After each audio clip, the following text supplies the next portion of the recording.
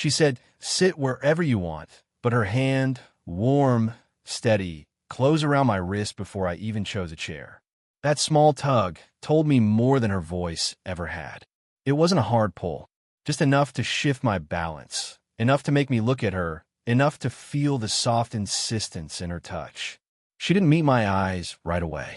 She acted like she was only guiding me, like this was practical, harmless.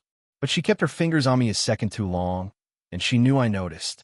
Her living room was quiet in a way that made every breath sound louder.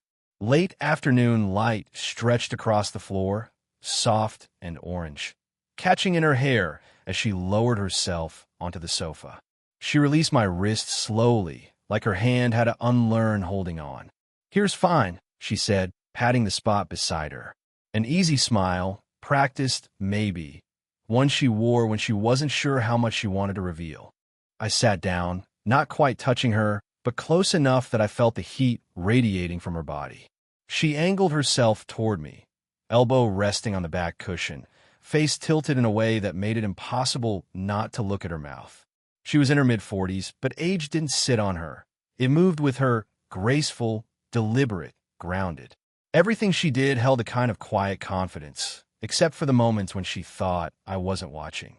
Then a flicker of uncertainty crept in, like she was afraid of being too much or not enough. "You look tired," she said. Her voice dropped a little, almost gentle. "Long day." "Yeah, kinda." I rubbed my palms against my jeans, not sure what to do with my hands. "But coming here helps." Her eyes lifted at that, not with surprise, more like she was checking if I meant it. When she didn't speak, I felt the silence deepen around us. A stillness settled between us, charged and fragile at the same time. "You can relax, you know," she murmured. She reached for the throw blanket beside her, but brushed my thigh with the back of her hand as she picked it up. Maybe an accident. Maybe not. Her breath hitched barely, but I caught it.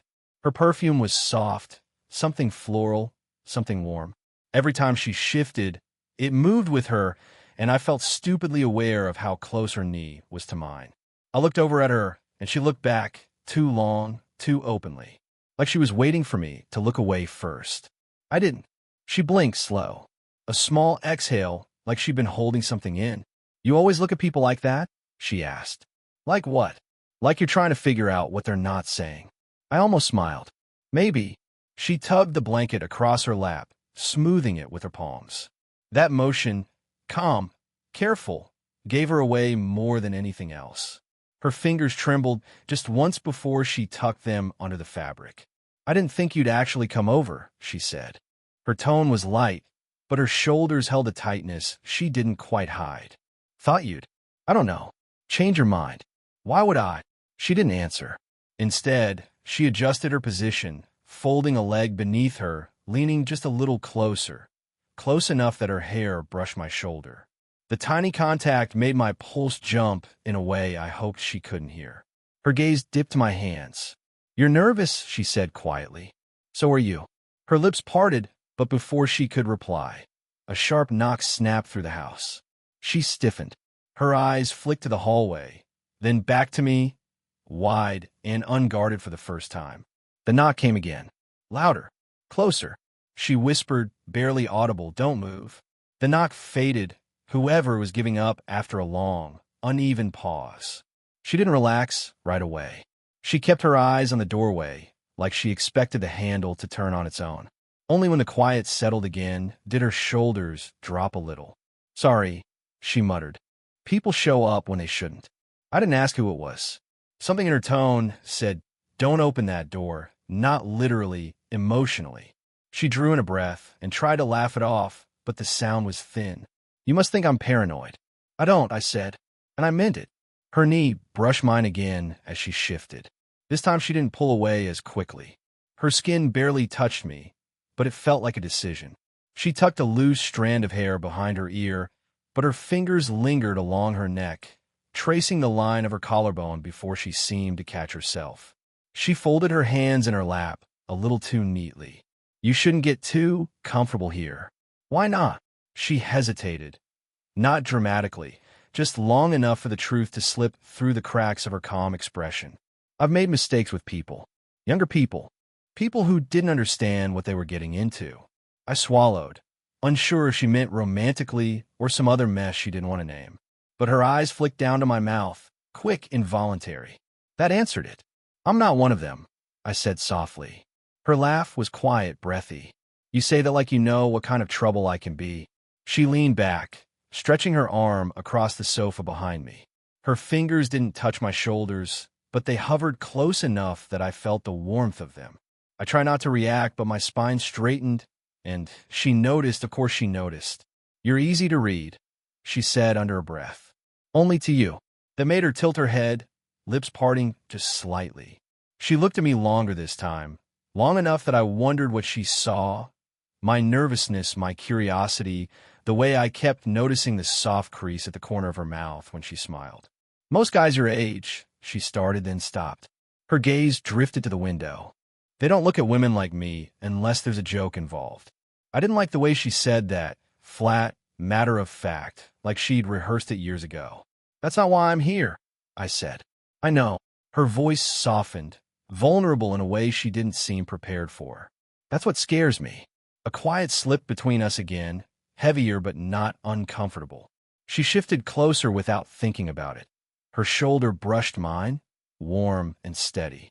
Her breath ghosted against my jaw as she turned toward me, just slightly, just enough that I felt her exhale on my skin. I didn't move. She didn't either. Her hand rose, slow, hesitant, and touched my shoulder. Not a bold touch, just her fingertips resting through the thin fabric of my shirt, like she needed the anchor. Her thumb brushed once, a soft, hesitant circle. While I looked at her, really looked, she didn't look confident or composed. She looked like someone who hadn't let herself want anything in a long time. And she whispered, barely, almost a confession, "Don't go yet." Her words hung between us, quiet, unsteady, more honest than she meant to be. I didn't move. I couldn't. Her hand was still on my shoulder, thumb brushing a slow pattern there like she didn't realize she was doing it. Then her phone buzzed. Sharp, sudden, too loud in the quiet room. She flinched and pulled her hand back, so quickly she knocked the remote off the couch.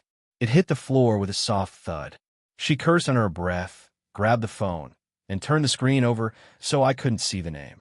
Whoever it was, she didn't answer. She just stared at the glowing screen, jaw tight, breathing uneven. Another buzz, and another. Finally, she pressed the phone face down on the table, a little harder than necessary. Persistent, I said. She huffed out a humorless breath. He doesn't know when to stop. I didn't ask who he was. The bitterness in her voice said enough. She rose from the couch as if she needed distance from both the phone and her own reaction. But when she took a step away, she hesitated, then drifted back toward me instead, pacing in a small, tense arc. Her hand brushed the back of the couch as she passed, fingertips grazing the fabric like she needed something to ground her. I'm not hiding anything, she said quickly, which was exactly what someone hiding something would say. It's not. He's not. She stopped, frustrated. It doesn't matter. Okay, I said gently. That single word made her chest rise, then fall. She leaned on the arm of the sofa, inches from me, half turned away like she was embarrassed by how close she'd ended up. You're too calm, she murmured. Should I panic? She almost smiled. Most people would. I'm not most people. I'm starting to see that. Her eyes softened, then darted to my mouth before she caught herself and looked away. A quiet settled again, heavier this time, full of things neither of us wanted to admit out loud. When she finally sat back down, she didn't choose the safe distance. She sat right beside me, knees touching mine. My pulse kicked.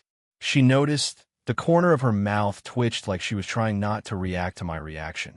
Her hand brushed my knee, light barely there. Not an accident.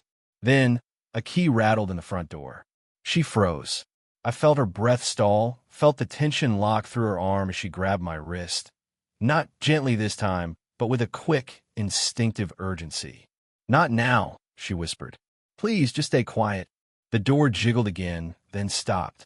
Silence. A few footsteps fading down the hallway outside.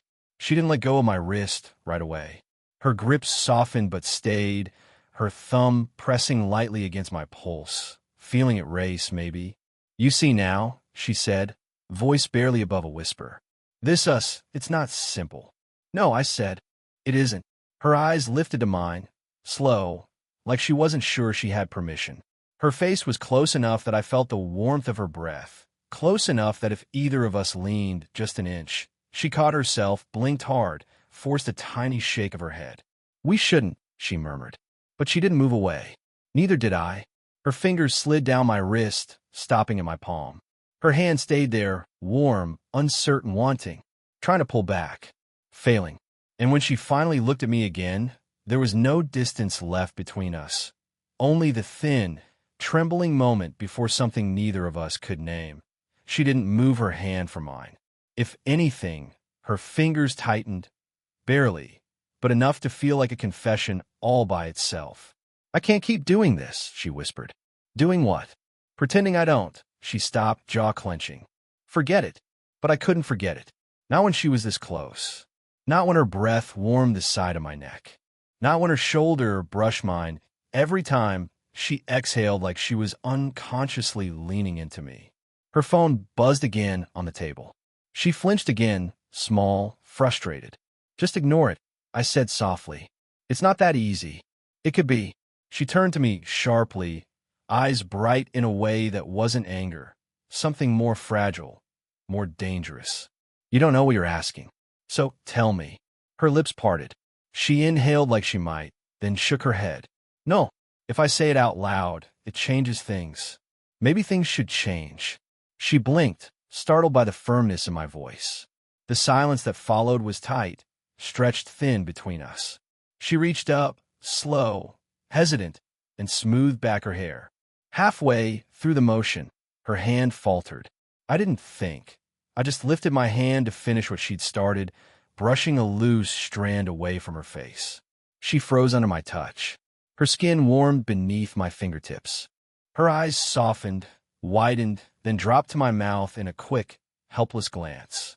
Don't, she whispered. Do you want me to stop? Her breath hitched. She didn't answer. Instead, she leaned in, so subtly I almost thought I imagined it. Her forehead nearly touched mine, just a breath apart.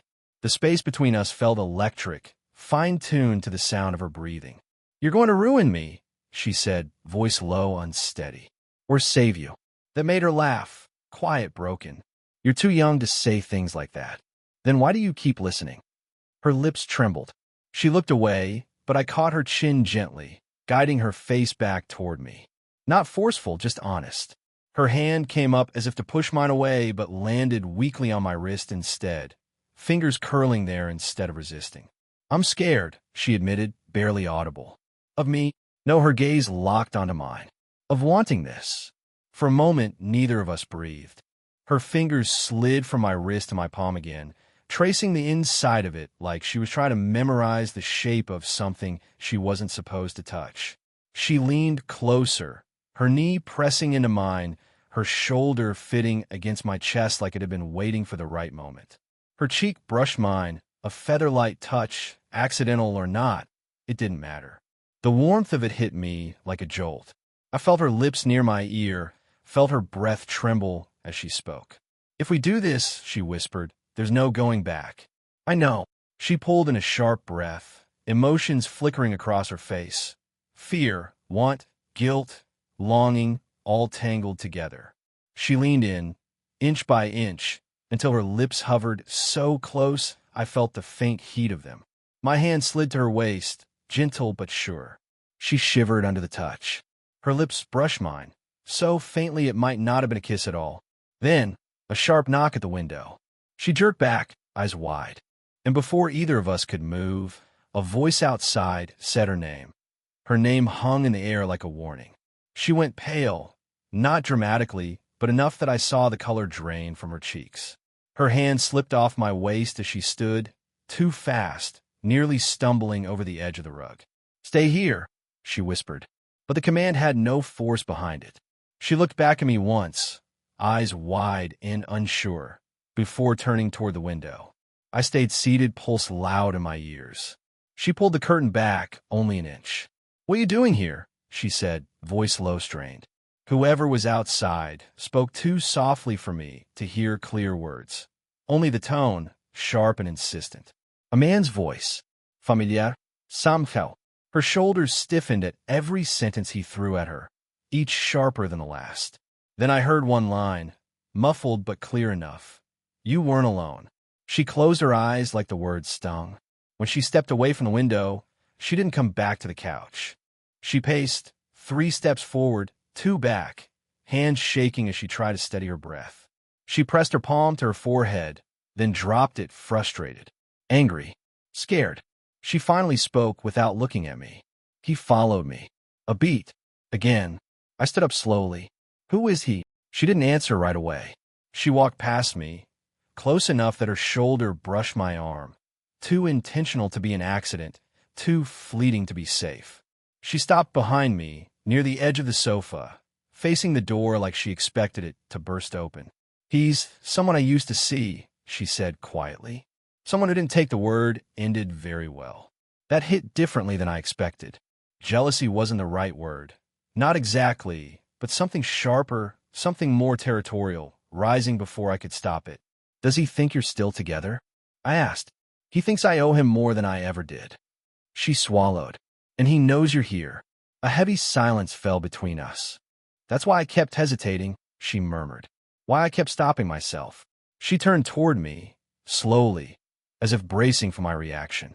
Her voice cracked in a way she tried, and failed to hide. I didn't want you dragged into my mess. I stepped closer, not touching her, but close enough that she felt it, felt the warmth of me behind her. Her breath hitched. You're not a mess, I said. She let out a shaky laugh, eyes glossy, but not crying. You don't know the whole story. So tell me. She opened her mouth, then closed it. Her hands curled at her sides, trembling just enough to betray the truth she wouldn't speak. He said something before he walked away. She whispered, eyes fixed on the floor. He said he heard us. A slow burn of heat crept up my spine. The almost kiss. The things she whispered. Our closeness. All of it hurt. She finally looked at me, and the vulnerability there knocked the air out of my chest. He's angry, she said softly, and jealous, and he'll be back. I moved closer, instinct overriding caution. Her breath caught when my hand brushed the back of hers. Barely a touch, more a question than a gesture. She didn't pull away. If he comes back, I said, he won't be the only one here. Her eyes fluttered shut like my words landed somewhere deep. She opened them again, slow, unsure, and stepped toward me, closing the last inch between us. Her chest rose against mine, hesitant but deliberate. This is a bad idea, she whispered. Yeah, but I can't stop. Neither could I. And as she lifted her hand to my jaw, fingers trembling, warm, wanting, we both knew the next move would change everything. Her hand rested on my jaw, warm and trembling, as if she wasn't sure whether to pull me closer or push me away. She searched my face like she needed proof that I understood what I was stepping into. Her past, her fears, the man outside who still thought he owned a place in her life. I stepped in anyway, not touching her fully, just closing the air between us, inch by inch, until our foreheads almost touched. Her breath met mine halfway, unsteady, soft, too warm in the quiet room. If you stay, she whispered, everything changes. I know. You won't be able to pretend you didn't feel this. I never pretended. That made her inhale sharply. Her fingers curled against my cheek, not pulling back this time. She leaned into the touch as if she'd been holding herself upright for too long. Her other hand rose to my chest, flat, tentative, touching me like she was checking if I was really there, if I'd still be there once she let herself want something again. I felt her pulse through her palm. Fast. Too fast. You're shaking, I said quietly. So are you. She tried to smile, but her mouth wouldn't steady. She took a half step closer, her body brushing mine, the contact so slight it felt louder than any confession. Her forehead touched mine, barely, just the faint, warm press of skin meeting skin. I shouldn't do this, she breathed. So don't, I said, though the words came out lower, rougher, betraying exactly how little I meant them. She laughed under her breath, short, almost bitter. You don't know how long it's been since someone looked at me the way you do. I lifted my hand to her waist. Slow, careful, leaving space for her to step away. Instead, she let out a soft, shaky exhale and leaned into my touch as if she'd been waiting for it. Her forehead slipped from mine to my cheek. She didn't kiss me. She only let her lips rest there, barely touching, warm enough to make my heartbeat stumble. Her fingers slid from my jaw to the back of my neck, pausing there uncertain. You make me forget the rules I set for myself, she said. Maybe the rules weren't fair. They kept me safe. And now, she lifted her head, eyes meeting mine with a rawness she'd never shown before. Now I don't want safe. That was the breaking point. The moment when all her hesitation finally cracked and something real slipped through the fracture. She leaned in. I met her halfway. Our lips brushed. Not fully, not yet, just the soft, trembling press of two people on the edge of a choice they couldn't undo. Her breath shuddered against my mouth. My hand tightened at her waist. Her fingers tangled in my shirt. She pulled back a fraction, eyes searching mine, waiting for something, permission, certainty, one last chance to run. I didn't say a word. I just stayed. Her lips parted. An unspoken answer, a surrender, a decision made in silence. And as she closed the final inch between us, slow and sure this time, there was no fear left in her eyes. Only clarity. The kiss deepened slowly. Nothing rushed, nothing reckless. Just the warm, steady press of her lips against mine. The kind that felt like both of us finally exhaling after holding something in too long. Her hands curled lightly into my shirt, not gripping, just staying in a way she hadn't allowed herself in years. When we finally pulled apart, she didn't step back. She rested her forehead against mine, breathing me in like she needed the moment to settle inside her. This shouldn't feel this easy, she murmured. It's never been complicated for me. You're 20-something, she said, but there was no edge to it, just a faint disbelief, like she couldn't understand why I wasn't running the other way. You should be chasing girls your own age. Not. She gestured vaguely at herself. I touched the back of her hand with two fingers, tracing the soft line of her knuckles. I'm chasing you. She let out a slow breath, shaky but softer than before. Her shoulders, tight for so long, finally relaxed. She turned her hand over and laced her fingers with mine, her thumb brushing the side of my palm in a quiet, almost absent gesture. Familiar already. That man outside won't stop easily, she said, voice low. I don't care. He'll make assumptions. He already has. She hesitated, then rested her cheek against my chest the way someone rests against a warm wall after walking in the cold. Trusting, leaning. Her arms slid around my waist, slow and uncertain, like she was relearning how to hold someone. I wrapped my arms around her in return. She fit there more naturally than either of us expected. I'm tired, she whispered. Of him. Of being alone. A pause. Of pretending I don't want things. I rested my chin on the top of her head. You're not alone now. We stood like that for a long time. No drama. No raised voices. Just her breathing evening out, her hands relaxing against my back, my thumb brushing soothing circles at her waist. The late afternoon light that spilled across the room earlier had faded to a soft, warm twilight.